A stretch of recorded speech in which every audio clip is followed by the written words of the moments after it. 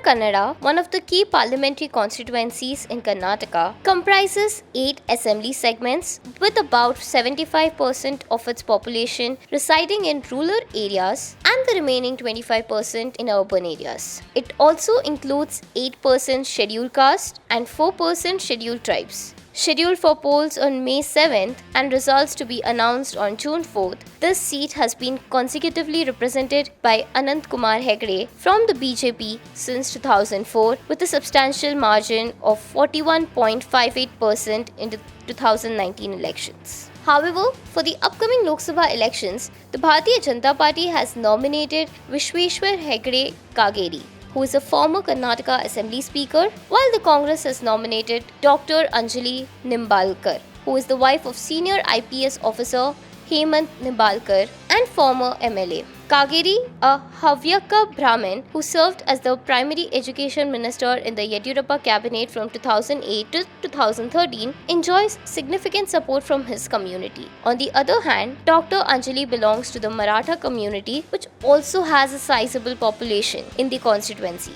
Like, comment and subscribe to Daily Salar Digital for more such updates.